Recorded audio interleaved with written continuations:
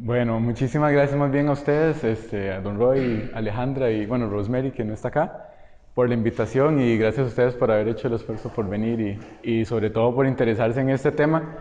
Am, yo veo que la genética, bueno, ya tengo como 6 años de estar en esto, es como las matemáticas.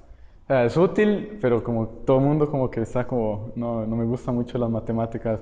Genética es un tema un poquito de alguna manera abstracto y no, no tan llamativo, pero es, repito, de mucha utilidad, sobre todo en cuanto a la aplicabilidad que tiene para la conservación de muchas especies, desde árboles hasta microorganismos, hongos y en este caso lo que nos concierne que es aves.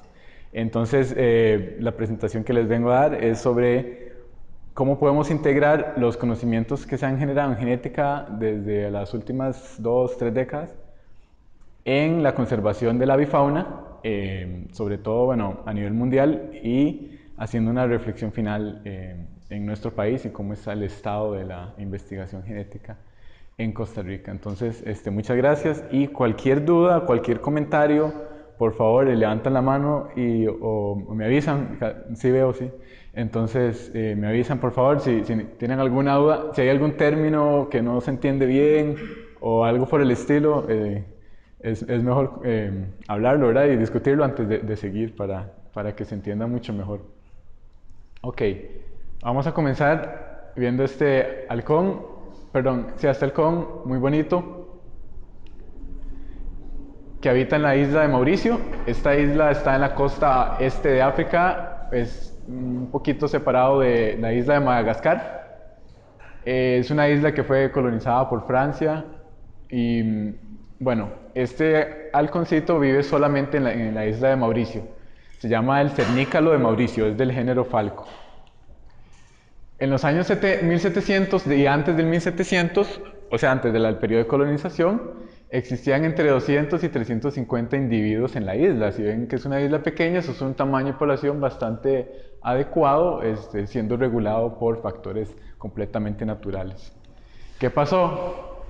Durante todo el periodo de colonización y alteración del hábitat y demás, llegó un punto tan crítico en 1974 que solamente quedaron 4 parejas reproductivas. O sea, vean el decline poblacional tan marcado, siendo sujetos tanto a especies introducidas como esta mangosta, al uso de fertilizantes y pesticidas que afectaron a través de la cadena trófica, ¿verdad? Desde sus presas, yendo los contaminantes hacia el nivel más alto, que eran los mismos halcones, y la pérdida de hábitat, que ha afectado a muchas especies de aves alrededor del mundo. Entonces vamos a quedar con esta idea y al final vamos a retomar a ver qué pasa con esta historia. Es un poquillo mal comenzar hablando de lo negativo, pero en realidad es la lógica de la charla. Entonces, como el título lo dice, las aves actualmente están en problemas. Muchos grupos de animales y especies a nivel mundial están en problemas. Las aves son uno de ellos. Se calcula que un tercio de las aves de toda Norteamérica, y eso incluye México, Canadá y Estados Unidos, necesita acciones urgentes. Y acciones urgentes es políticas ya. O sea, destinar fondos y cambiar políticas para evitar que esas especies colapsen y se extingan. Los hábitats más amenazados son los océanos y los bosques tropicales. Son los más propensos o los que han sufrido mayor el impacto negativo de las actividades humanas. En cuanto a los humedales, han tenido un efecto mediano, o sea, algunas especies se han visto afectadas, otras no se han visto tan afectadas, y por supuesto que las especies que se consideran generalistas, es decir, que tienen un amplio ámbito de dieta, de lugares de anidación, tolerancia hacia las actividades humanas, etc., no se han visto tan amenazadas. Esto se extrae de un documento que salió este año que se llama El Estado de las Aves de Norteamérica, por supuesto, por una agencias de los Estados Unidos, en colaboración con agencias o instituciones de México y de Canadá. Lamentablemente para nuestra región este tipo de documentos o iniciativas todavía no es tan voluminoso o todavía no tiene tal importancia, entonces esto nos sirve un poco para basarnos y ver cómo estamos en nuestra región. De acuerdo al documento, los hábitats tropicales más amenazados, o sea, los hábitats tropicales son amenazados, los bosques tropicales. Dentro de las categorías de bosques tropicales más amenazados tenemos el bosque nuboso, con un riesgo de 95%, y el bosque seco, con muchas de las especies que habitan en el bosque seco en amenaza, más de la mitad. Entonces, estos dos son hábitats que también se encuentran en Costa Rica, estos dos ya no, pero estos dos sí. Entonces, por eso es importante tener esto en cuenta, aunque sea aplicable a Norteamérica, también podemos extrapolarlo a nuestra región, sabiendo que el bosque seco, en la parte de Guanacaste, es un hábitat en peligro de extinción. No solo los animales están en peligro de extinción, también los hábitats. El bosque seco se ha visto grandemente reducido en nuestro país a niveles en donde hay solo parchecitos, principalmente donde hay áreas protegidas, y la falta de conectividad altera grandemente las relaciones ecológicas. Y el bosque nuboso, por supuesto, ya muchos han sabido toda la reta ahí, la verdad, del cambio climático que afecta a las dinámicas ecológicas en los bosques nubosos. ¿Y por qué en estos dos hábitats? Bueno, porque las aves principalmente que habitan en estos hábitats tienen o distribuciones restringidas o pequeñas, dado que en muchos casos tienen especializaciones en cuanto a dieta, anidación, etcétera, muy reducidas. Entonces, al ser los hábitats muy amenazados, esto va a impactar a las especies que viven ahí y las van a incluir en grados de amenaza. Entonces, va a tener como consecuencia que las poblaciones se reduzcan hasta llegar a niveles preocupantes, ¿verdad? ¿Qué pasa? Bueno, entonces, ¿qué podemos hacer? En algunos documentos y artículos y demás, sale esta frase que suena un poco pesimista, ¿verdad? Conservar lo que queda. En este caso, las iniciativas privadas, al menos en nuestro país, han sido de muchísima importancia, porque el sistema de parques nacionales, cuando se creó, no tenía en cuenta en ese momento, que fue hace varias décadas, no se sabía nada de la importancia de la conectividad, no se sabía mucho sobre por qué tenía que dos parches estar conectados entre sí, o dos áreas boscosas. No se sabía mucho sobre el flujo genético y demás. Entonces las áreas protegidas se crearon así, de esa manera. Y las iniciativas privadas vienen a llenar esos vacíos. Entonces eso es muy importante. Por ejemplo, redes de corredores, refugios privados. También en sitios donde no existen ese tipo de refugios o de áreas boscosas tan grandes, el ecoturismo en fincas privadas, en propiedades privadas, viene también a ser una iniciativa súper interesante, así como el turismo rural. Y también no podemos dejar de lado la participación ciudadana, como por ejemplo las iniciativas de conteo de aves ciudadanos y demás, ¿verdad? Esas actividades lo que hacen es concientizar a la gente. Y en el caso de las aves que tienen una dependencia bastante alta con árboles y bosques, ¿verdad? Al mismo tiempo puede resonar en proteger aves, al mismo tiempo estamos protegiendo bosque. Entonces, eso es un poco la situación global, digamos, de las aves en lo que es la región de Norteamérica, y lo podemos extrapolar a nuestro país. Bueno, ¿qué tiene que ver todo esto con lo que voy a presentar? En los años 70 y 80, tal vez una década después de todo el movimiento hippie, ¿verdad? Y ambientalista que empiezan a hacer un tiempo atrás, se da una aparición de ciertos científicos que comienzan a preocuparse o a dirigir sus investigaciones hacia aplicación en términos de salvar especies de la extinción, porque los científicos en esta época empiezan a dar cuenta de que si no se toman medidas, muchas especies que estaban amenazadas en este momento iban a poder extinguirse. Entonces, ¿cómo nace una disciplina denominada la biología de la conservación? Que en ese momento nació con dos iniciativas muy interesantes. Número uno, o que se basan en dos factores muy interesantes: evaluar los impactos humanos sobre la diversidad biológica, pero también desarrollar enfoques prácticos, esta palabra es clave, ¿verdad? Enfoques prácticos para evitar la extinción. Y eso lo vemos, enfoques prácticos quiere decir que involucre otros sectores de la sociedad. porque los científicos no pueden tomar medidas políticas, no pueden tomar decisiones políticas, no pueden tomar decisiones económicas, ni tampoco pueden tomar decisiones sociales ni culturales. Entonces, enfoques prácticos quiere decir integrar participantes de distintos sectores, trabajar en conjunto y desarrollar medidas para evitar la extinción de especies. Y luego comienza un debate, ¿verdad? Eso es muy típico en ciencia, ¿verdad? Que cuando se desarrolla un término, una disciplina, empieza el tira y dame, ¿verdad? Que refutan algo. En este caso, se habla de diversidad biológica, biodiversidad. Entonces, la pregunta es, si hay unos ácaros, que son unos insectitos, parásitos de la piel, que están en peligro de extinción, ¿vamos a salvarlos? ¿Vale la pena salvarlos? Es biodiversidad, ¿verdad? A fin de cuentas. Entonces, ¿cómo podemos medir qué es importante y qué no es importante en términos de diversidad? Luego, en este debate aparece el término de valor biológico, es decir, especies que cumplen una función súper importante, crítica, en donde se desempeñan, y eso es lo que hay que preservar, ¿verdad? Esa función. Entonces, bueno, desde esta época hasta la fecha incluso hay debates, ¿verdad?, de sobre qué preservar y qué conservar y qué no conservar. Lo importante aquí es tener en cuenta esto, que se trata de un enfoque integral, es decir, conservar los distintos niveles de la biodiversidad, desde lo más bajo, que son los genes, a las especies mismas, y lo que envuelve todo, que son los hábitats.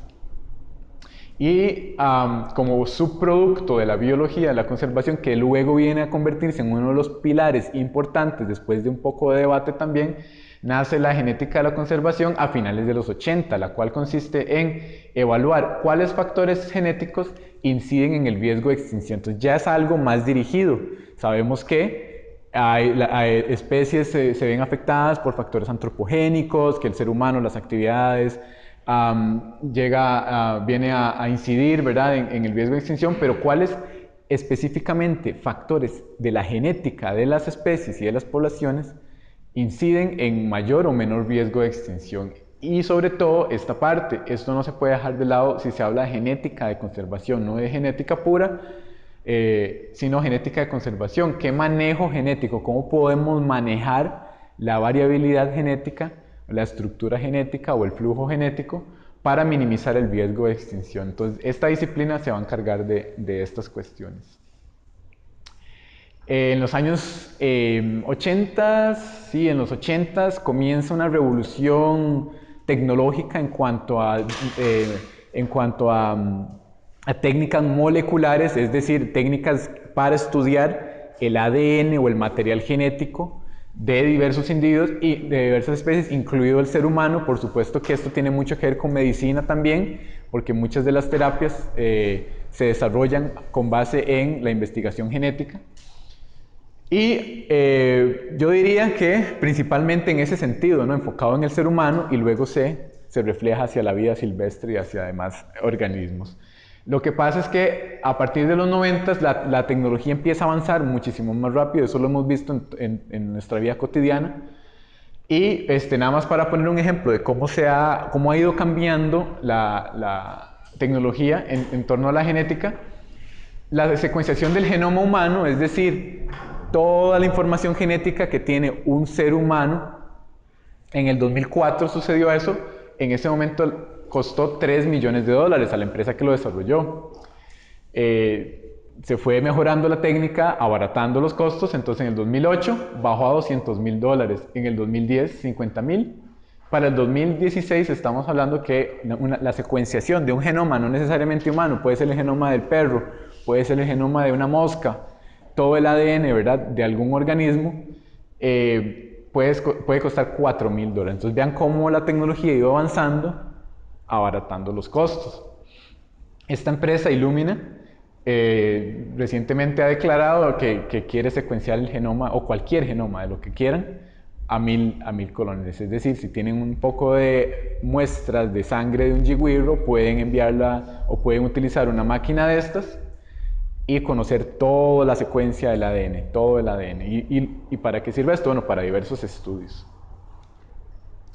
También la tecnología ha avanzado mucho en cuanto a cómo podemos colectar las muestras que vamos a estudiar y cómo podemos preservarlas y cómo podemos estudiar esa molécula importante en todo esto. Todo esto gira alrededor de la molécula del ADN, cómo podemos colectarla de mejor manera, almacenarla, luego extraerla y estudiarla mejor. Entonces, los métodos no invasivos son una técnica bastante reciente y es una contrapropuesta a los métodos tradicionales, que era agarrar un ave, ¿verdad? Meterle una aguja, sacarle sangre y liberarla en el mejor de los casos. Antes de los 80s, que fue esa revolución tecnológica, lo que se hacía era agarrarle un poco de tejido o el hígado, entonces eso obviamente implicaba la muerte del ave. Entonces muchos investigadores comenzaron a desarrollar técnicas para no capturar, manipular o tan siquiera observar el animal. A veces ni siquiera hay que observar, es necesario observar al ave si se encuentran los rastros, ¿verdad? En distintos lugares. Hay que saber obviamente dónde buscar. Por ejemplo, se pueden buscar los nidos para ver si hay heces, si hay plumas, si hay cáscaras de huevo, etc. Este tipo de tecnología o este tipo de metodología comienza a ser implementada después de que algunos investigadores lograron aislar ADN a partir de pelos y de heces de excremento de osos en Europa. Entonces, ellos fueron los pioneros, estos investigadores fueron los pioneros, y ya a partir de ahí, bueno, muchos investigadores dijeron, wow, qué bueno, esto es algo que se puede hacer, vamos a intentarlo, y de ahí que empieza una explosión, ¿verdad?, de investigaciones que tratan sobre mejorar estas metodologías. Entonces han tenido un auge muy importante utilizando variadas fuentes de ADN. Entonces, por ejemplo, en aves podemos tener tanto ADN a partir de plumas, a partir del excremento, a partir de saliva impregnada en semillas o en alimentos que come, en cáscaras de huevo, y acá aquí está un fenómeno muy importante porque adentro, en las membranas embrionarias, se puede aislar el ADN del pichón, pero acá en el huevo, como la madre lo empolla, entonces se puede dejar algunas células, y de acá se puede tener ADN de la madre. Entonces, de un huevo se puede obtener ADN de la madre y de la cría al mismo tiempo. Y las famosas egagrópilas, que es lo que vomitan o lo regurgitan las rapaces, las aves rapaces, que es una mezcla de todos los materiales no digeridos. En este caso, se puede obtener tanto ADN de las rapaz, de la lechuza, del gavilán, etc., como también ADN de las presas. Entonces se puede mapear, digamos, se puede clasificar qué comió y qué no comió, si es muy difícil poder identificarlo con los huesos.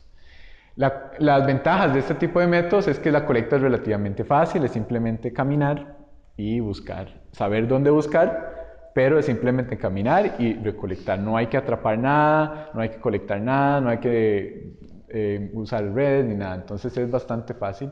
El costo es mucho menor si se tuviera en comparación con tener que agarrar a los animales, y los equipos de trabajo son pequeños. Generalmente hasta una sola persona puede colectar suficientes muestras para realizar un estudio de este tipo. Entonces es bastante interesante. ¿Qué pasa? Bueno, que la calidad y la cantidad del material genético no es tan bueno, porque estamos hablando que es material que está en la intemperie, que está recibiendo luz ultravioleta, que daña el ADN, humedad, entonces hay hongos, hay bacterias, etc. Entonces lo ideal es colectar las muestras lo más frescas posibles. Y esto puede incidir, ¿verdad?, en que hayan errores en los análisis. Entonces, por fortuna, otros investigadores han desarrollado técnicas para minimizar los errores cuando se trabajan con estas muestras. Entonces, siempre hay alguien que va un paso adelante para ir mejorando todas estas cuestiones. Entonces, vamos a explicar esto, que es como la base, ¿verdad?, de todo, y tal vez refrescar algunos conocimientos de colegio o en algún momento que hemos leído sobre algo de esta cuestión. Entonces, ¿qué es la unidad básica para estudiar el ADN? La unidad básica para estudiar el ADN se llama alelo. Alelo es una forma alternativa de una sección del ADN. Sabemos que el ADN es una molécula larga. No se estudia típicamente toda la molécula, sino que se escogen partes, porque obviamente es muchísimo más práctico. Pero entre individuos, entre el individuo A y el individuo B y el individuo C, la misma parte del ADN entre ellos va a ser diferente. Y esa variación es lo que al final de cuentas nos va a dar la variación genética para poder estudiar a las especies y a las poblaciones en total. ¿Cómo es el ADN? Bueno, digamos que tenemos un organismo modelo, aquí tenemos un bello yigüirro, tomamos una pluma que cayó en el suelo, de esta pluma, por unos métodos de laboratorio, se aíslan las células y recordemos que las células tienen un núcleo y tienen unas organelas acá que se llaman mitocondrias. Del núcleo se puede extraer ADN a partir de los cromosomas. De hecho, los cromosomas son el ADN empaquetado y de ahí entonces se obtiene la molécula de ADN. En las mitocondrias también hay ADN y se puede obtener también a partir de esta organela. Vean que un gen es una sección nada más del ADN, esto es lo que se estudia. Es interesante porque el ADN que se encuentra en el núcleo es ADN de papá y mamá. Entonces es ADN de los dos padres. Sin embargo, el ADN que hay en la mitocondria es solo ADN de mamá. Y eso es muy interesante porque permite trazar ancestría a partir de la línea maternal. De hecho, no sé si han escuchado sobre el proyecto Genoma Humano de National Geographic. Lo que trata de hacer es buscar los orígenes del ser humano a una población que existió hace miles de años, cuando el ser humano comenzó a aparecer, trazando la línea materna. Entonces, básicamente eso es. Entonces, bueno, ya sabemos cómo extraer el ADN, ¿verdad? A partir de una muestra, ya sea ADN del núcleo o ADN de la mitocondria. Puede ser de los dos y el enfoque va a ser distinto. Si es ADN de las mitocondrias, eso va a servir muchísimo para estudios filogenéticos. Estudios filogenéticos quiere decir cómo, bueno, implica una amplia gama de enfoques. Uno de ellos es, por ejemplo, saber si la especie A es diferente de la especie B. Generalmente este ADN es muy conservado. ¿Qué quiere decir muy conservado? Que no cambia mucho a través de los años. O sea que la tasa de mutación es muy baja. Este ADN, la tasa de mutación en algunas partes de ese ADN es muy alta. Entonces, entre un individuo y otro van a haber muchas diferencias. Entonces, este ADN nos va a servir mucho para ver diferencias entre poblaciones, para ver la variabilidad genética, para ver si hay endogamia, que es cuando los individuos emparentados se aparean, etcétera, etcétera. Bueno, entonces, ¿qué podemos hacer con el ADN? Hay tres enfoques principales. En cuanto a taxonomía, podemos ver límites geográficos y evolutivos, es decir, hasta dónde llega geográficamente la especie A y dónde empieza la especie B, que tal vez se parece mucho, ¿verdad? Entonces podemos separar las especies geográficamente y evolutivamente. Entonces podemos dividir especies que se parecen mucho, pero en realidad son especies. Y esto yo sé que para los que hacen la lista de aves de Costa Rica es un dolor de cabeza porque tienen que estar cambiando de familia, tienen que estar cambiando de género, etcétera, etcétera. Podemos estudiar hibridación e introgresión. Hibridación es cuando dos especies o dos subespecies se cruzan entre sí y producen descendencia que se llama descendencia híbrida. Introgresión es cuando esa descendencia es fértil y se aparea con uno de los dos padres. Si eso es un fenómeno que se prolonga en el tiempo, el producto que se obtiene es que alguno de los dos linajes parentales va a desaparecer porque va a ser absorbido por la descendencia que va a obtener más ADN de uno u otro y entonces lo que va a hacer es ir desapareciendo el otro linaje. Entonces es muy riesgoso este tema. También podemos ver el tráfico ilegal de especies obteniendo alguna muestra y podemos hacer una cosa que se llama secuenciación, es decir, ver el ADN completo y poder determinar, bueno, ok, esta pluma o esta garra de, no sé, no sabemos qué gavilán es, podemos secuenciarlo y ver qué gavilán es. Entonces puede que sea una especie en peligro de extinción o algo así. Especies crípticas son especies que se parecen mucho entre sí. Y hay varios casos, vamos a hablar ahora de uno en específico, de algunas aves que probablemente por varias razones, una de ellas puede ser que no han, o el periodo de evolución, de separación entre ellas ha sido muy reciente, entonces se parecen mucho entre sí. Otra puede ser que por una cosa que se llama convergencia evolutiva, es decir, que por hábitos muy similares se parecen físicamente, entonces cuesta identificar una de otras. Entonces, ¿a dónde llega el límite de una especie y dónde comienza el otro? Eso nos va a servir el ADN para poder identificar esto. Y también prioridades de conservación basados en diversidad filogenética. ¿Qué quiere decir eso? Quiere decir que lo que se va a proponer es conservar la mayor diversidad. Entonces, para esto viene mucho de la mano con la determinación de especies.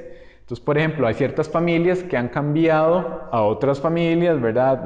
Las tangaras y ciertas otras especies se han movido de familias, ¿verdad? Hay familias que han quedado más reducidas, hay familias monotípicas, hay familias que solo tienen una especie, y entonces lo importante es determinar eso bien y saber qué vamos a conservar.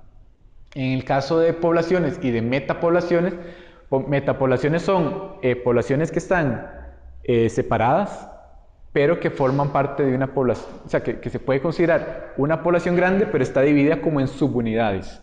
No es todos con todos, ¿verdad? Revueltos, sino que eso está parcheado. Se puede determinar, bueno, niveles de diversidad genética, estructura poblacional, tamaño efectivo de población y flujo genético. Eso lo vamos a explicar con ejemplos más adelante. También el manejo genético de poblaciones pequeñas, que eso es un aspecto crítico en la genética de la conservación. En realidad la genética de conservación va muy enfocado hacia qué hacer con especies que tienen poblaciones muy reducidas.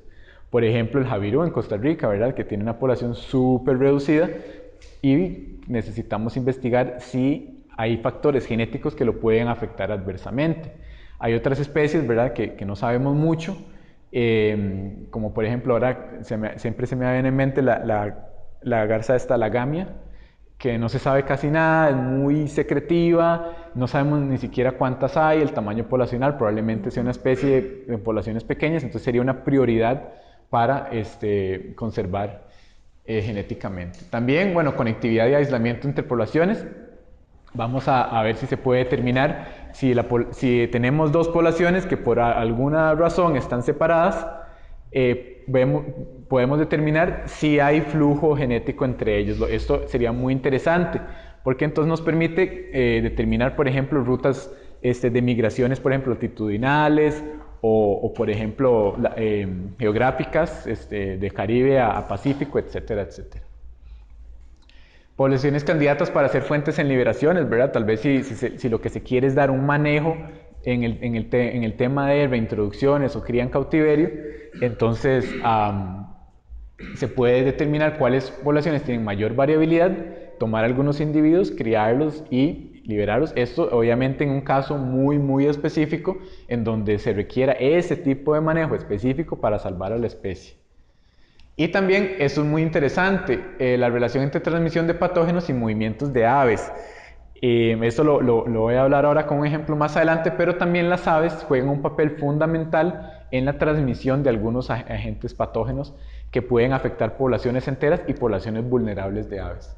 E incluso patógenos que pueden saltar al ser humano, entonces también tienen un interés en salud pública. Y a nivel de paisaje, el ADN o el estudio del ADN nos permite determinar cuáles características del paisaje y los efectos de esas características que pueden tener en la variabilidad y en la estructura genética. ¿Qué quiere decir eso? Ya no existen los bosques vírgenes, ya no existen las masas gigantes de bosques. Vean el Amazonas que ya cada vez está más y más reducido. Lo que ahora tenemos en un paisaje natural es un paisaje antropogenizado, es decir, un paisaje dominado por el humano. ¿Y qué incluye? Bueno, incluye estructuras humanas y estructuras naturales. Entonces tenemos parchecitos de bosque, tenemos carreteras, tenemos urbanizaciones, tenemos moles, tenemos aeropuertos y tenemos una diversidad de otras estructuras, ¿verdad? Y todo el conjunto se denomina paisaje. ¿Cómo afecta eso el movimiento de individuos? Que a fin de cuentas también afecta la variabilidad genética, el flujo genético y otros aspectos importantes. Y también cambios filogeográficos en respuesta al cambio climático. El cambio climático, uno de los efectos sobre las aves es el movimiento en respuesta al mismo cambio climático. Entonces algunas especies van más arriba en la montaña porque el hábitat donde están ahora está más caliente, otras se mueven latitudinalmente, van hacia las zonas más polares, etcétera, etcétera. Entonces hay cambios filogeográficos importantes que se pueden determinar con el estudio del ADN. Entonces vamos a ir viendo algunos casos específicos y les reitero, si tienen alguna duda con alguna terminología o algo que no se comprende bien, o si quieren dar algún aporte, también eso es importante para poder entender mejor toda esta temática. Algunos estudios filogenéticos han sido importantes en la definición taxonómica de especies. Entonces eso es lo que estaba hablando, de que por ejemplo la familia Thamnophilidae, que son los hormigueros, las aves hormigueras, entonces vemos que desde desde el 1983 se han añadido 15 especies a esta familia como tal. En el caso, 12 subespecies fueron elevadas a nivel de especie, es decir, se pensaban que formaban parte de una misma especie, pero con estudios de ADN se dieron cuenta que no, que en realidad son especies que han tenido una historia evolutiva diferente y por lo tanto son dos cosas totalmente distintas. Y eso nos permite determinar una cosa que se llama ESUs, o unidades evolutivamente significativas, y unidades de manejo. ¿Qué quiere decir esto? Que si por ejemplo antes teníamos una sola especie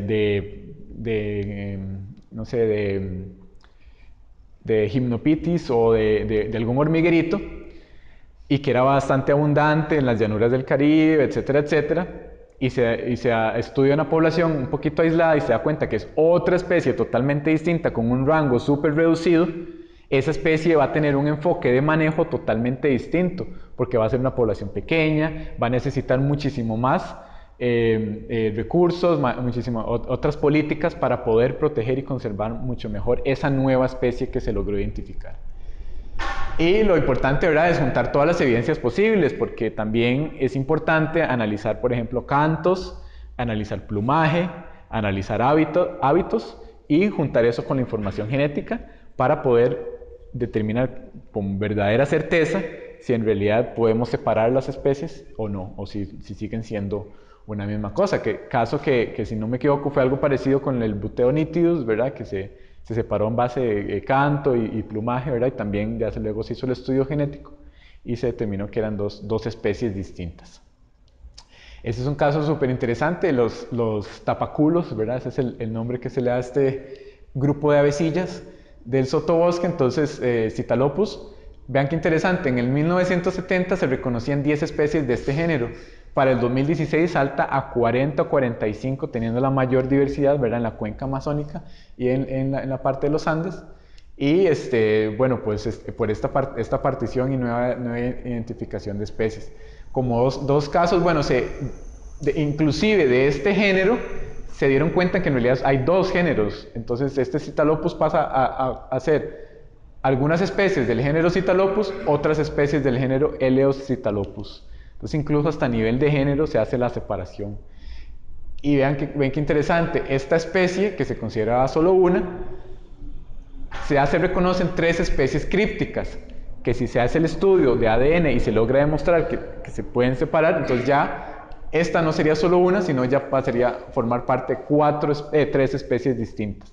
Y lo mismo con este, se identificó el género nuevo y se pensó que era solo una especie, el género nuevo. Pues resulta que ahora son 4 especies crípticas del género nuevo, entonces probablemente van a salir 4 nuevas especies para ese mismo género, para ese género. Entonces, este estudio lo que hace es, este tipo de estudios lo que hace es ayudarnos, darnos una mejor idea de cómo han sido las relaciones evolutivas, pero también ver cuáles de estas especies se encuentran en mayor peligro, ya sabiendo que son especies distintas, y entonces ahí se puede hacer un diferente manejo.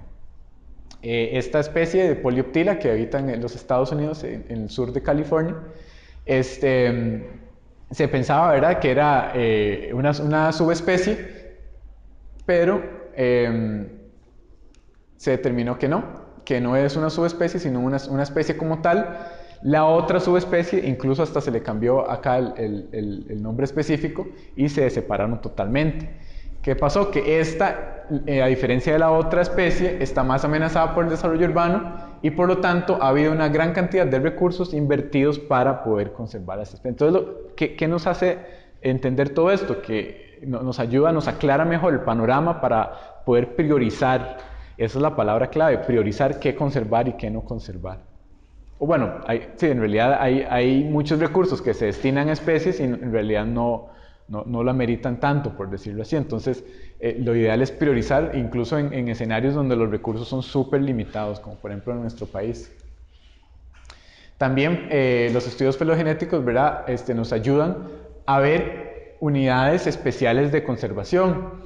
En el caso de la guacamaya roja, la lapa roja, vean que el ámbito es muy amplio y está dividido en dos subespecies.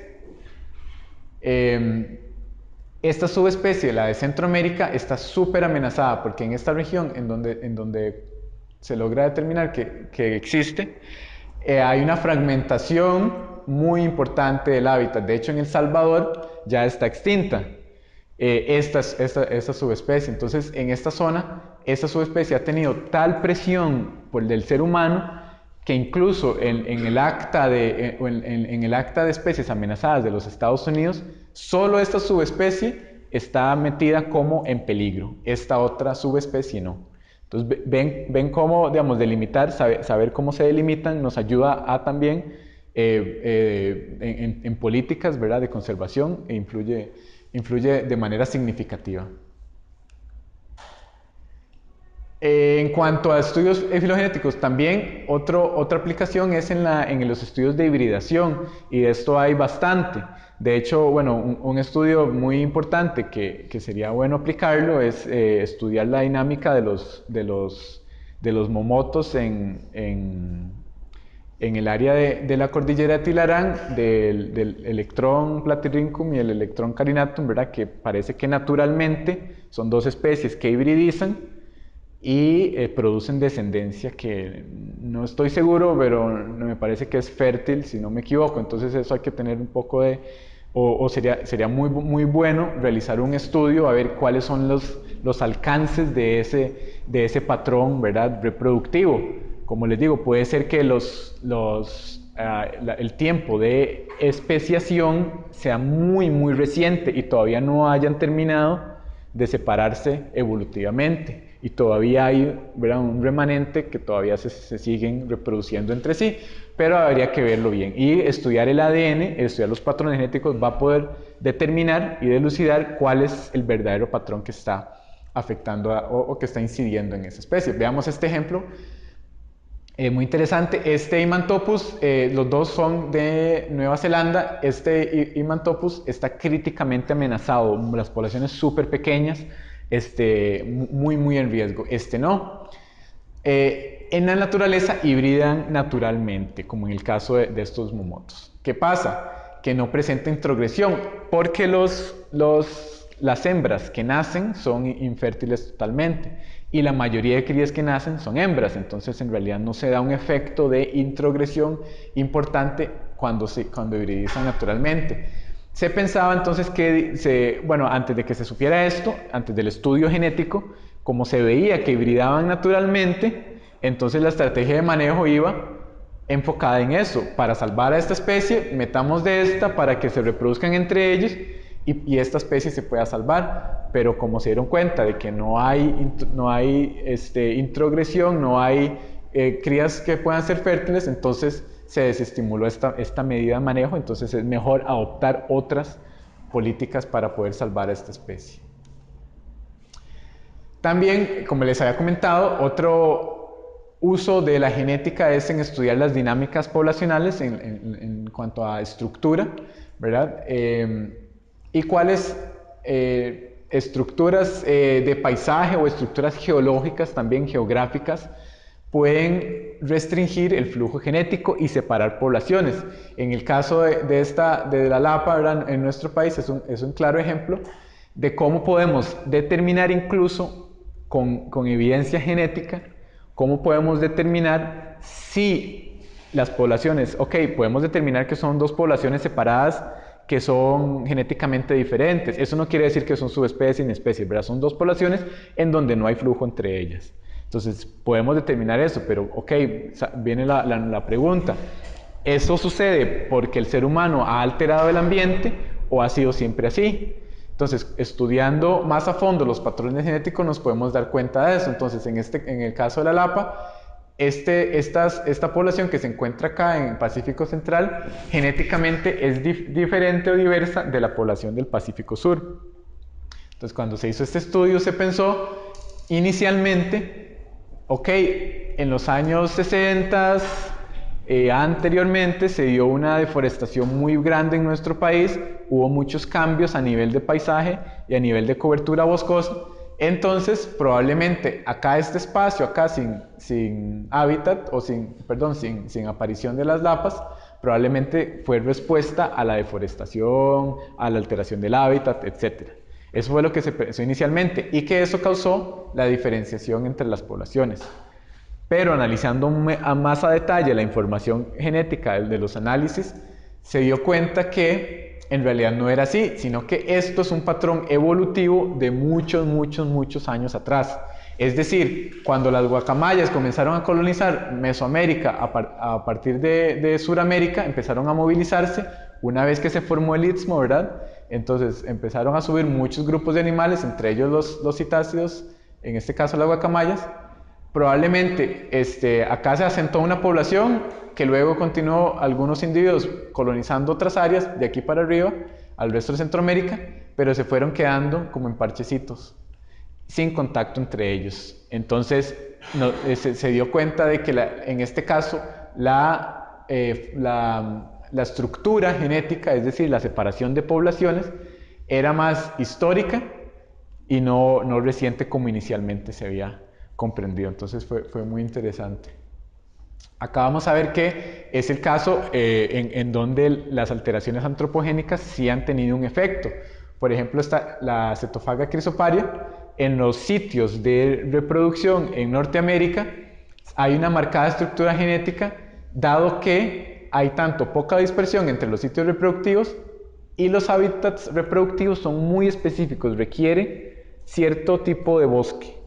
Entonces, ¿qué hace eso? Que sea muy susceptible a que si ese bosque se va perdiendo, entonces el área para reproducirse se va reduciendo y se va separando las poblaciones en caso de que no queden conectadas.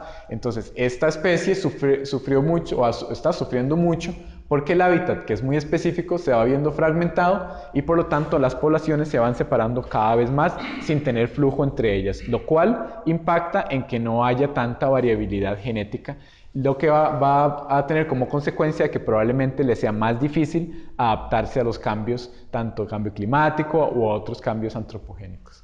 En el caso de la Cetophaga cerulea, no se encontró que hubiera estructura genética, también en este caso porque los hábitats reproductivos son variados y amplios, entonces no solo está en un tipo de bosque, sino que están 2 o 3 tipos de bosque distintos para reproducirse. Entonces esto garantiza conectividad genética entre poblaciones, conectividad entre individuos y por lo tanto mantener más elevada la variabilidad genética y por lo tanto podría responder de mejor manera ante cambios ambientales.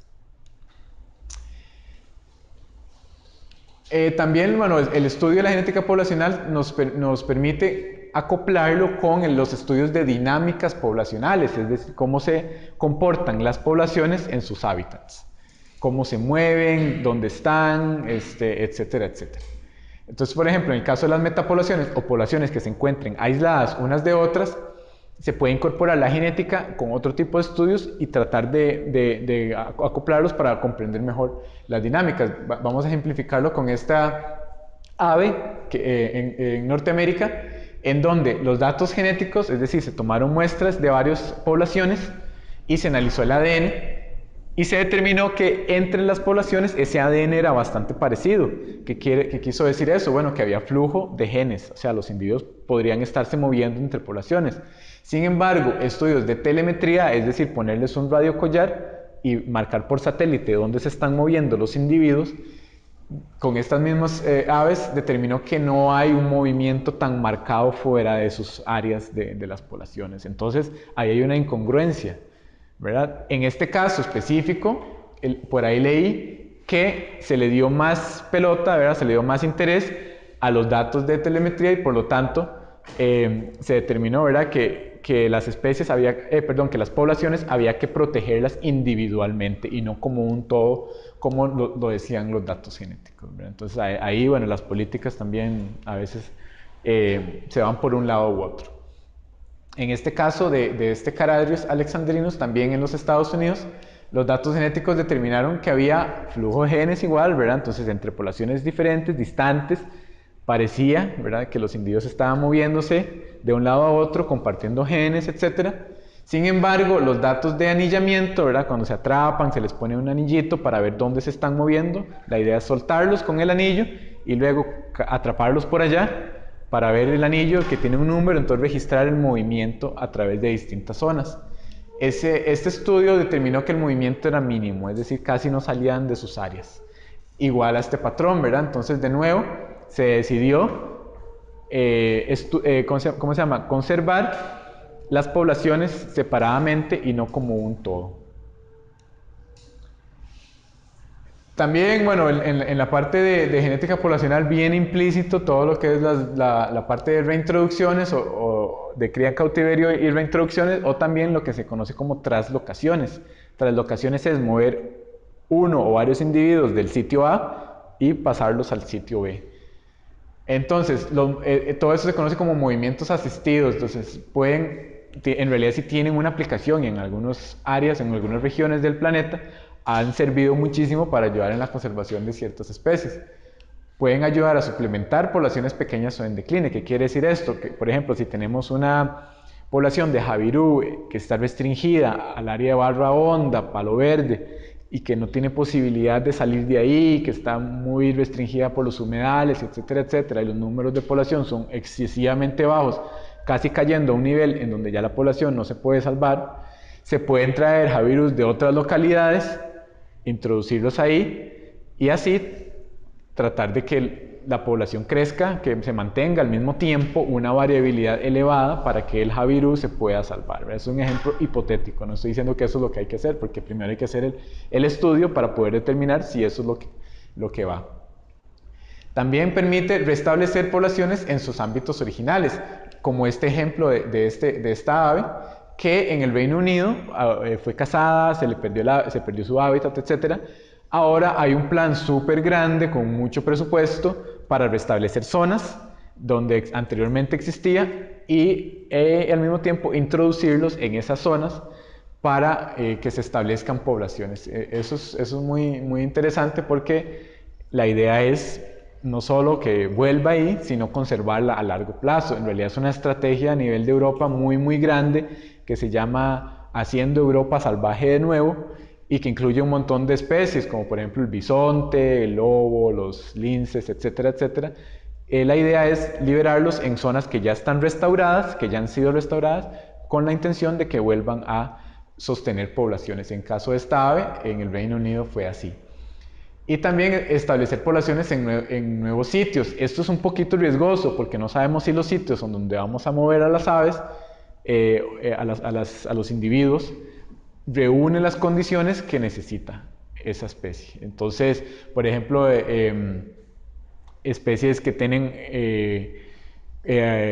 características o escogencias de hábitat muy específicas que solo les gusta, por ejemplo, humedales con cierta profundidad, que solo les gusta los bosques maduros con árboles grandes. Si se traslocan o si se mueven a un lugar que no reúne ciertas condiciones, va a ser muy, muy probablemente una pérdida de tiempo y pérdida de dinero. Veamos acá en estos casos, en este caso la reintroducción sí ha sido bastante exitosa, o sea, los individuos se han mantenido, las poblaciones han estado ahí bastante bien, con alta variabilidad, etc. En este caso, la reintroducción de esta avecita en Nueva Zelanda no fue muy buena porque los individuos no se escogieron bien, los individuos que se liberaron no tenían buena variabilidad y por lo tanto no aportaron mucho y más bien bajaron la variabilidad de la población que estaba silvestre. Entonces, esto fue eso es un caso en donde el efecto más bien fue negativo y acá tenemos un caso en donde el efecto fue ni negativo ni positivo. Estos gansos se liberaron en Estados Unidos y la translocación no tuvo ningún efecto porque se dieron cuenta de que la variabilidad sí había aumentado, pero no fue precisamente por los individuos que reintrodujeron, sino fue por migrantes de otras poblaciones. Y eso se dieron cuenta con el estudio del ADN. Imagínense qué interesante, qué aplicación tan grande tiene que logra determinar a ese detalle tan fino de dónde está viniendo las nuevas variantes genéticas. Ese es otro caso, ¿verdad? Esta ave muy, muy amenazada en Nueva Zelanda. Se reintrodujeron algunos individuos, sin embargo, empezaron a reproducirse entre ellos y esos individuos ya venían emparentados. Entonces, La endogamia, en este caso específico, llevó a una menor capacidad de adaptación, no lograron adaptarse a las condiciones que reunía el hábitat, la supervivencia fue disminuida y el tiempo de vida, entonces los individuos que iban naciendo tenían un tiempo de vida muchísimo más corto. Las crías morían, o sea de no sé cuántos ponían, 3 o 4, probablemente 0 o 1 salían del huevo, y entonces la población reintroducida tuvo una menor supervivencia. Entonces, ¿qué es lo importante acá de resaltar sobre la genética? Con estudios genéticos podemos determinar cuáles individuos son más aptos o más adecuados para utilizarlos en un proceso de reproducción en cautiverio y luego poder liberarlas hacia las áreas más correctas. La genética también nos permite estudiar los sistemas reproductivos.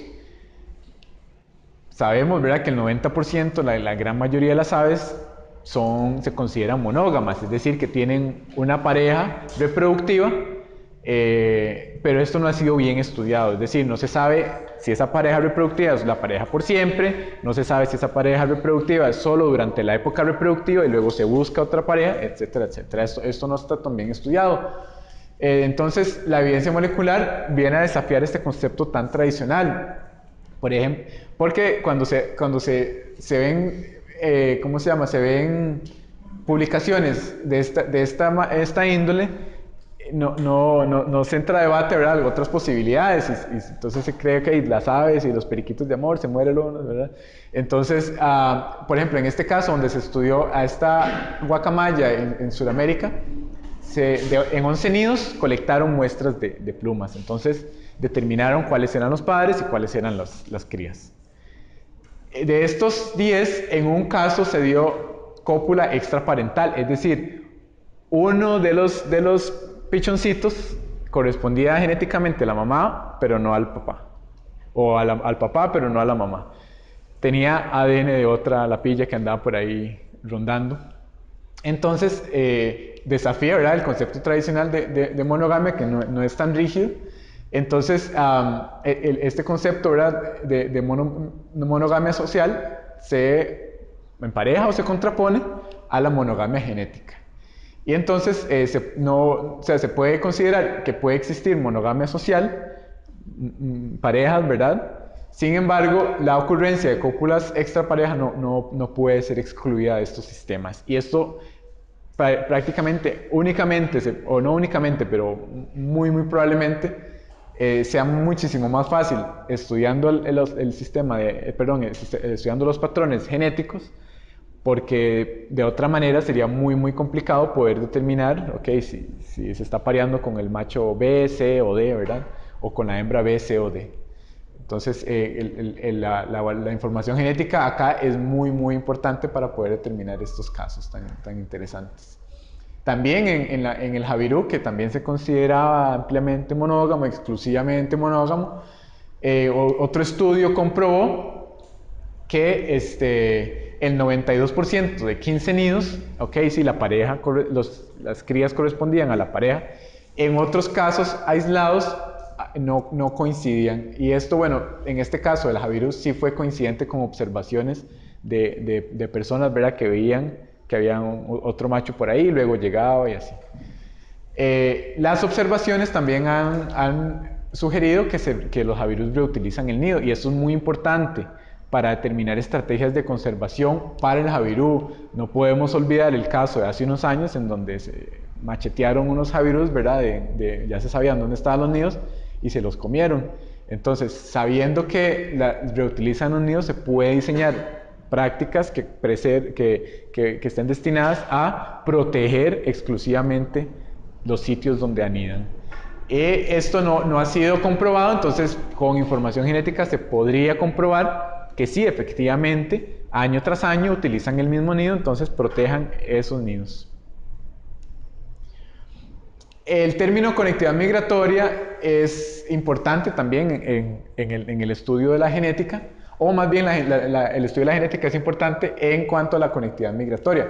La conectividad migratoria es un término relativamente nuevo y incorpora el grado de relación que tiene una población migrante en cuanto al sitio donde se reproduce y al sitio donde pasa el invierno.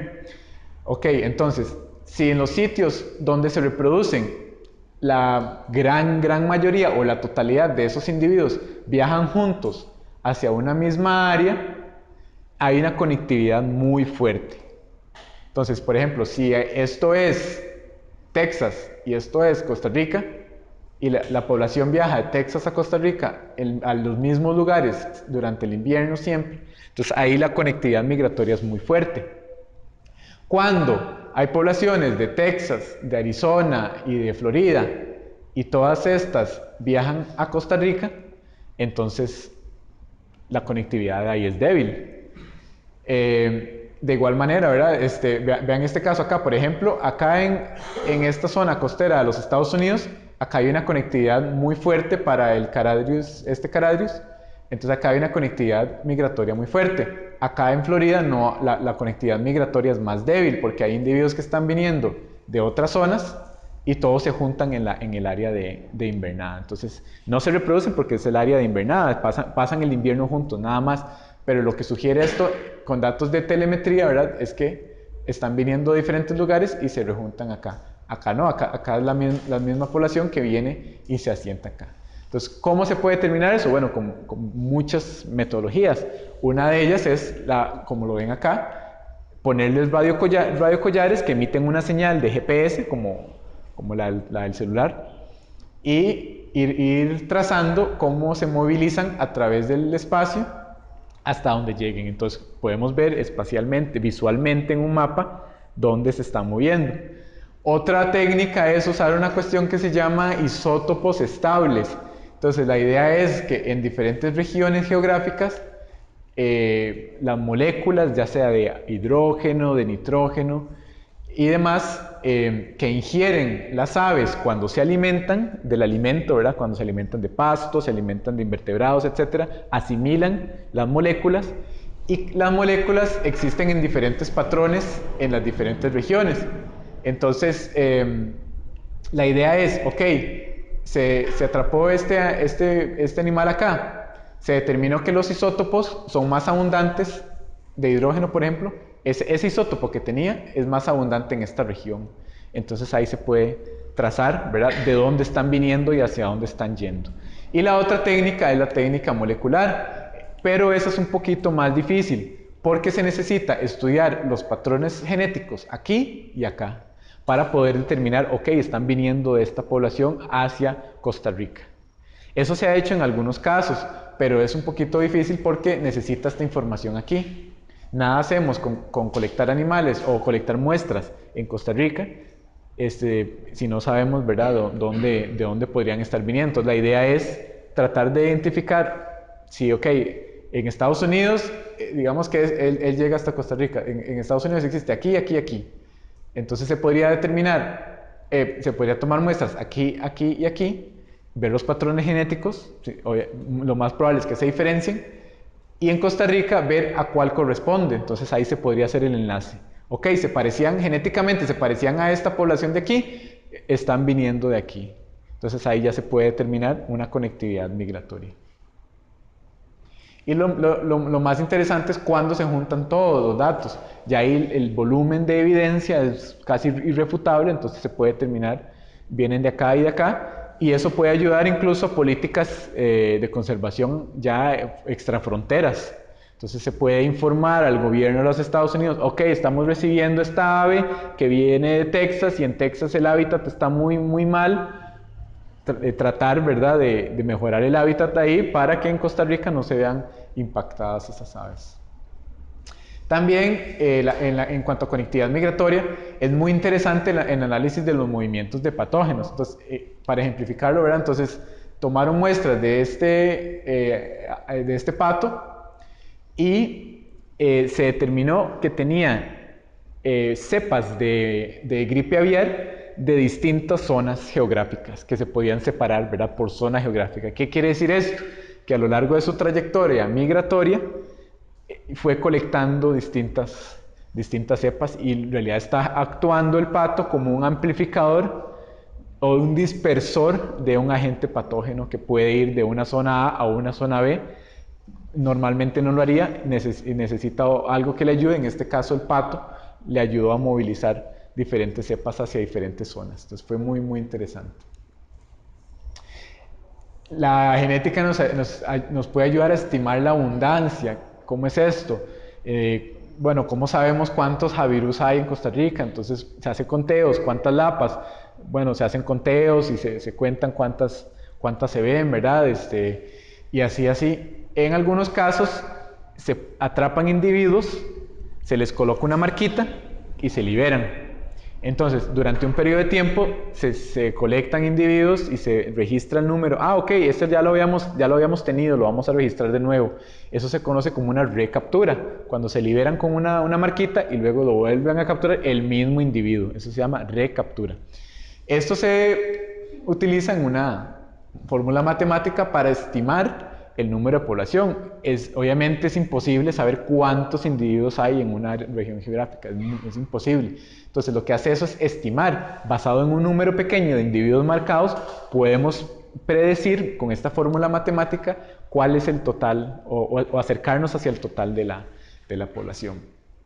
Esto funciona de esta manera. Se utilizan identificadores genéticos, que son partes del ADN, que si integramos todas esas partes, nos van a dar un número que es como la cédula.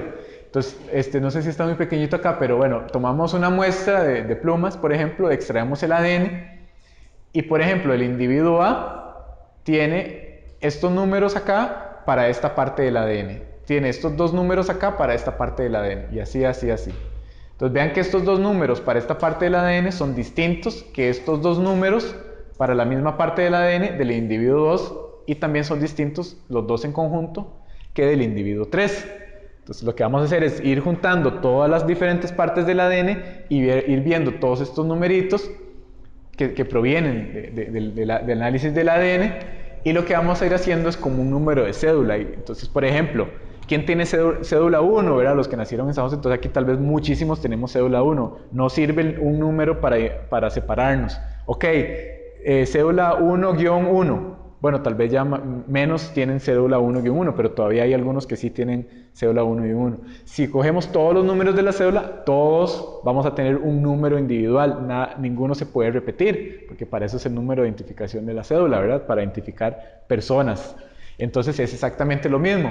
Entre más de estos identificadores genéticos, que son partes del ADN, entre más usemos, mayor es la capacidad de resolución para identificar individuo 1, de individuo 2, de individuo 3, de individuo 4 y así.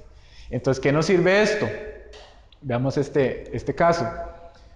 Estos son, bueno, los buitres en Asia. Acá los buitres, ¿verdad? Los zopilotes, todo el mundo ya, bueno, qué asco los zopilotes, qué montón hay, bla, bla, ya nos aburren. En Asia los zopilotes están críticamente amenazados. No parece verdadero, ¿verdad? Pero lo que pasa es que en algunos casos a los cadáveres de las vacas o del ganado les sueltan veneno. Entonces cuando llegan los buitres y comen la carroña, se envenenan y se mueren. Y esto ha causado mortandades masivas de buitres en la zona de la región asiática.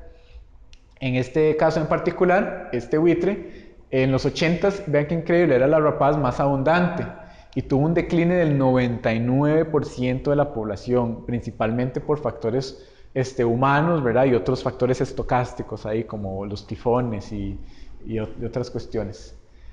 En 1992 se hicieron conteos y después de miles de individuos, ¿verdad? Se recuperaron solo 182 contándolos, ¿verdad? Cuando se movían, entonces los contaban, ok, 182.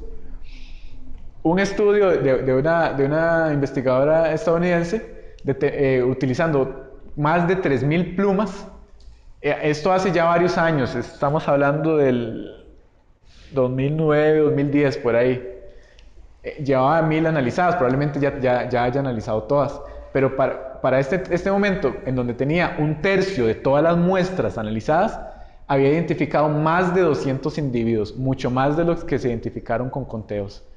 Esto es haciendo esta tablita, ¿verdad? Individuo 1, esta información, individuo 2, así. Entonces, acá tenía 200, individuos 200, cada uno con una cédula distinta, y por eso es que logró determinar individuo 1 de individuo 2 de individuo 3 y así.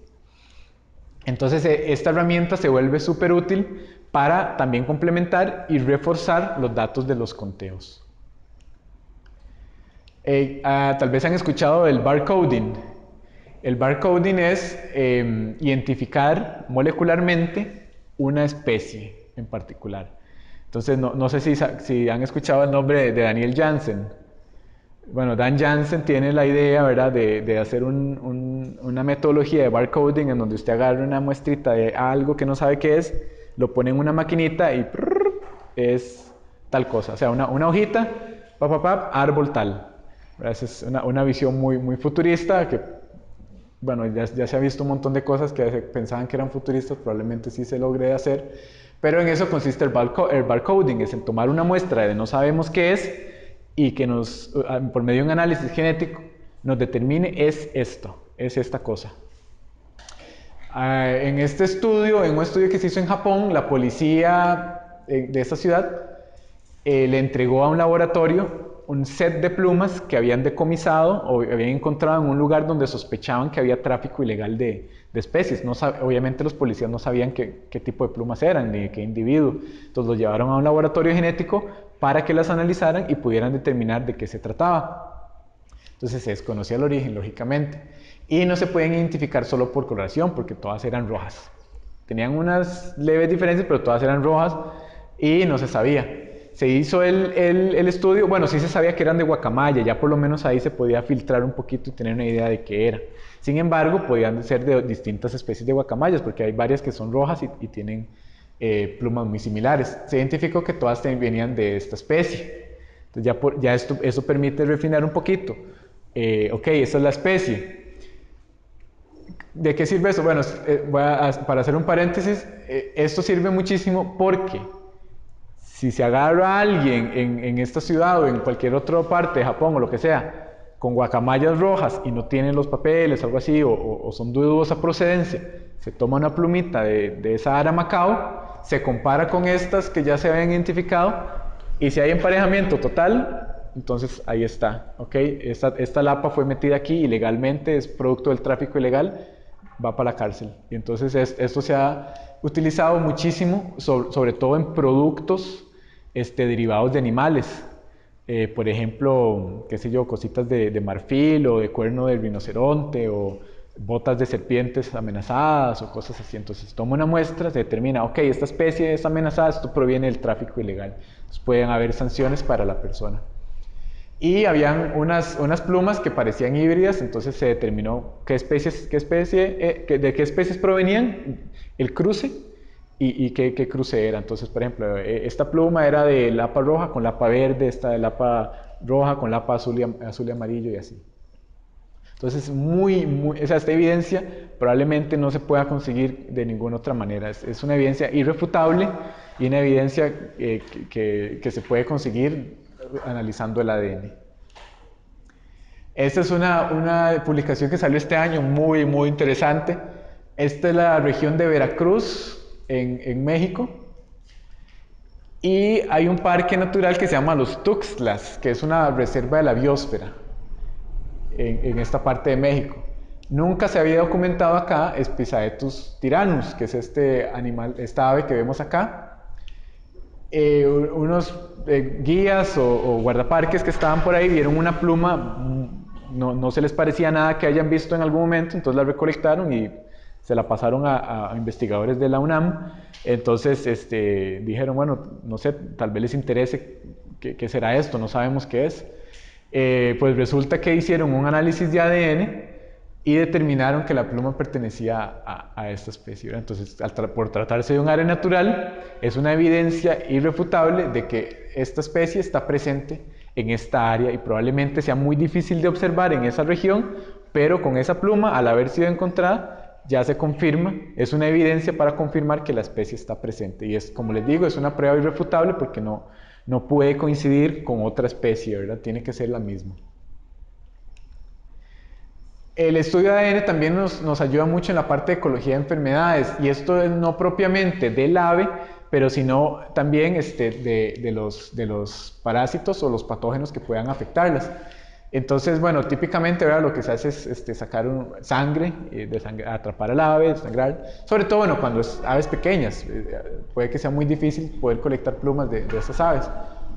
Pero a veces los agentes patógenos pueden estar, por ejemplo, en heces o en otro tipo de muestras, y se puede determinar con esas muestras si tiene patógeno A o patógeno B. En este caso, bueno, en un estudio en Hawái, se determinó que la malaria era responsable de extinciones y disminuciones poblacionales de aves en Hawái. Entonces se agarraban, se tomaban muestras y se detectó molecularmente que había malaria. En Estados Unidos también ha sido muy importante la aparición del virus del oeste del Nilo, en donde estudios de aves en Estados Unidos en distintas zonas han logrado determinar que las aves migratorias actúan como los transmisores, son las que mueven el virus de aquí para allá y de allá para acá. Están moviendo continuamente el virus.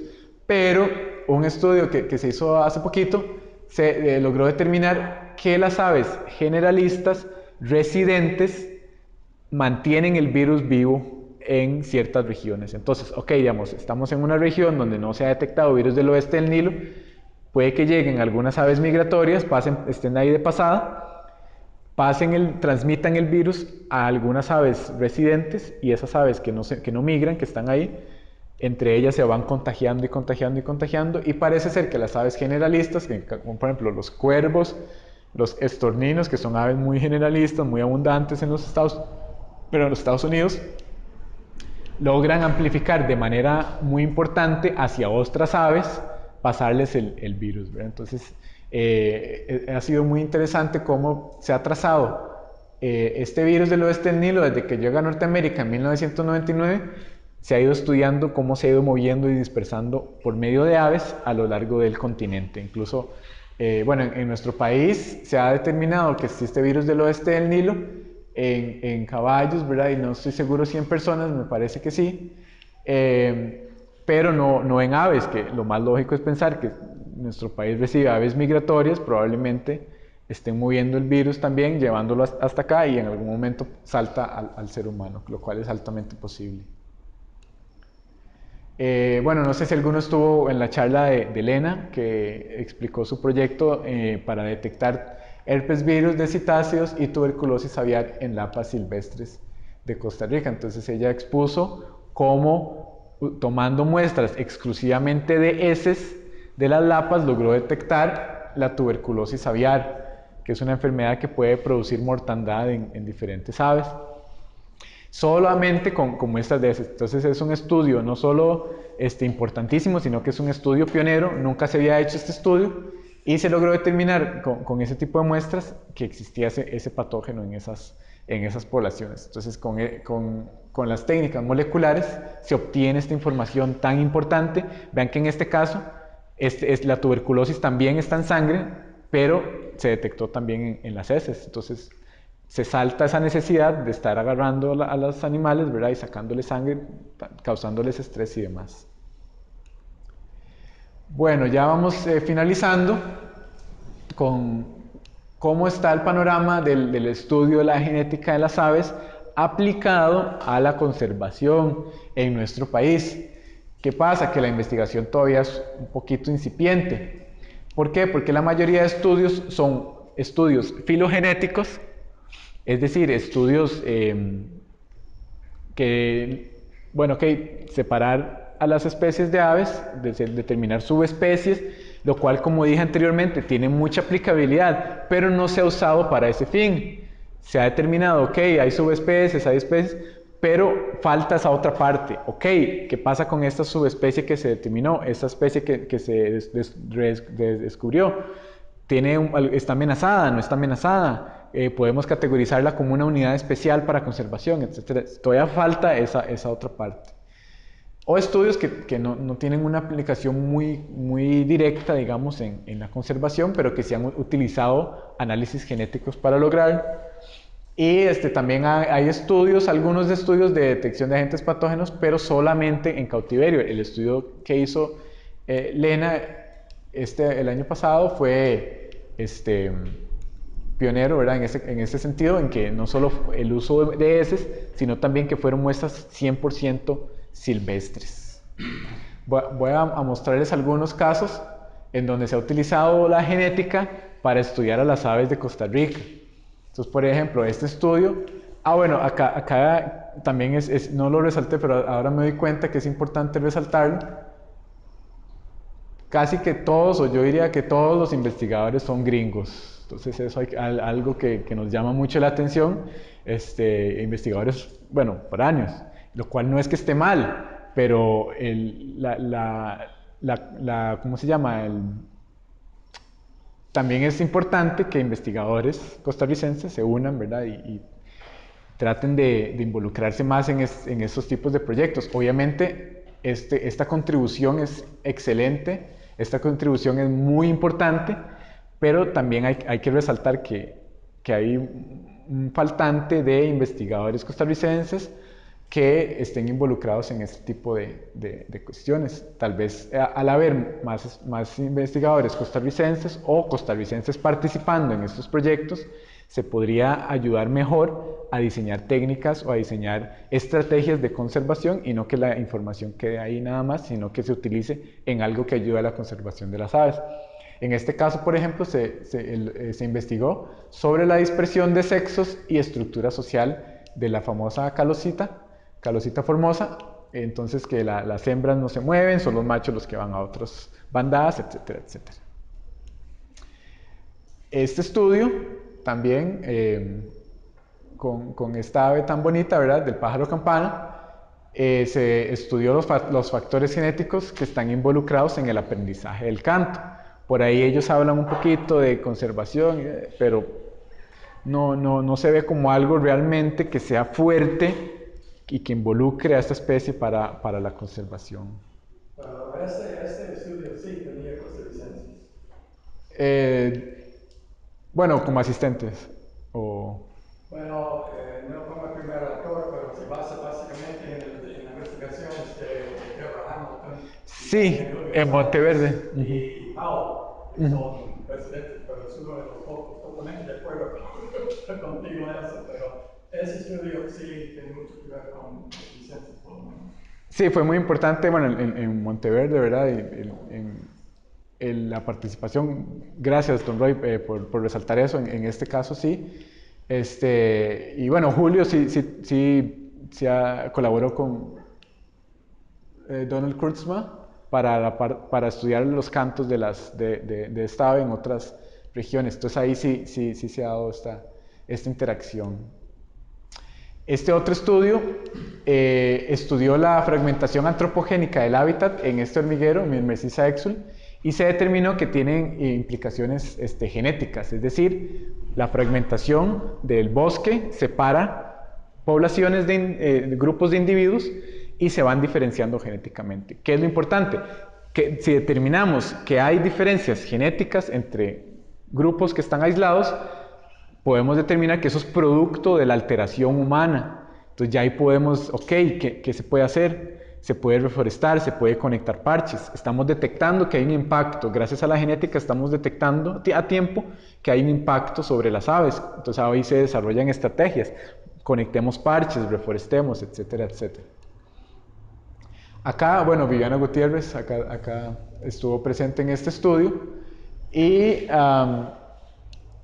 este estudio fue bastante interesante porque a pesar de la fragmentación del hábitat no encontraron evidencia de que hubiera estructura genética, es decir, no encontraron evidencia que las poblaciones se mantuvieran separadas. ¿Qué quiere decir esto? Que para Corapipo altera, para este saltarín, la fragmentación del hábitat puede ser todavía un poquito manejable, es decir, puede todavía movilizarse a través de los parches, mantener el flujo genético a pesar de ciertos grados de fragmentación. Entonces, vean qué interesante, porque hay ciertas especies que son más sensibles a la fragmentación, hay otras especies que son más adaptables. Por cierto, uno de estos pegó en la ventana de la casa de mi papá hace una semana en el Catie. O sea, no, está rodeado por bosques, pero no está en un área boscosa per se. Entonces, Eso también indica, ¿verdad?, cierta movilidad a través de parches de esta especie.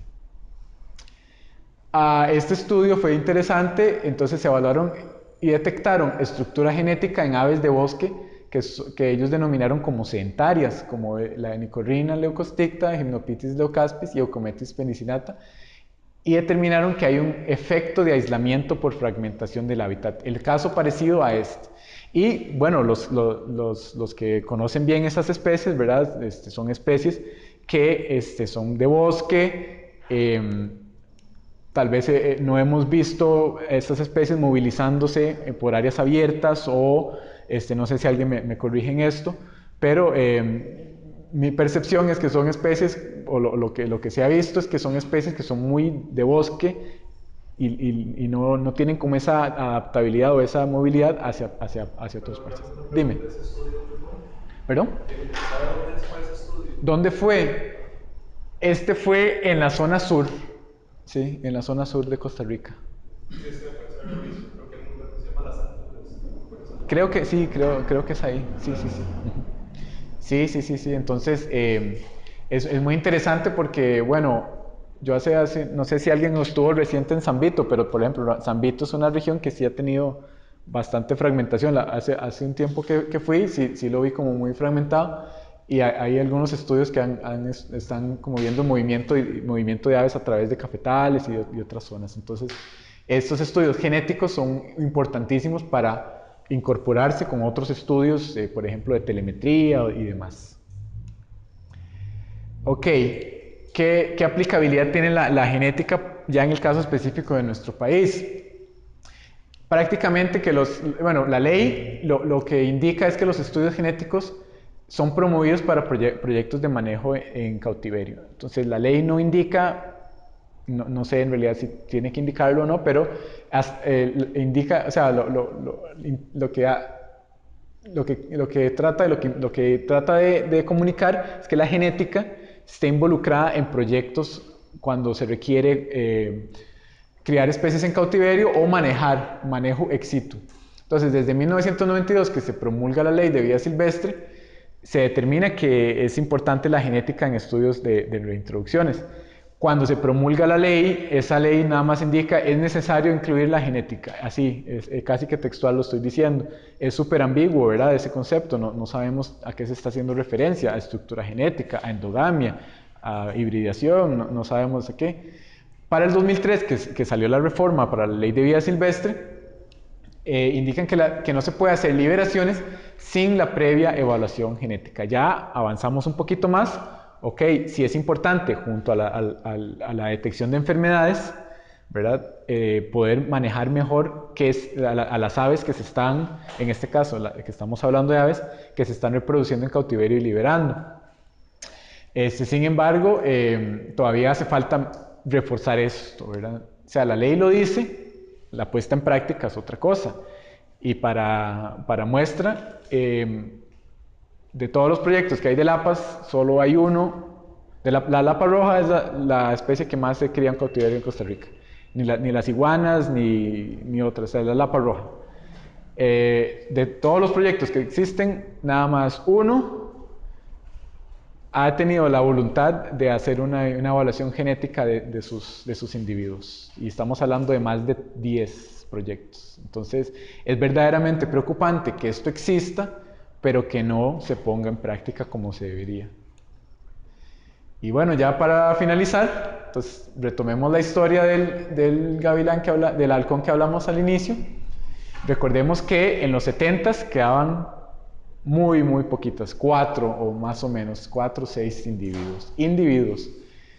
Stanley Temple en el 73 comienza a evaluar la factibilidad de reproducirlas en cautiverio o de manejarlas en cautiverio para poder salvarlas, porque de otra manera no iba a poder lograrse. Luego Jones y colaboradores retoman en otro periodo de tiempo el proyecto o formulan otro proyecto para poder salvar esta especie mediante cría en cautiverio.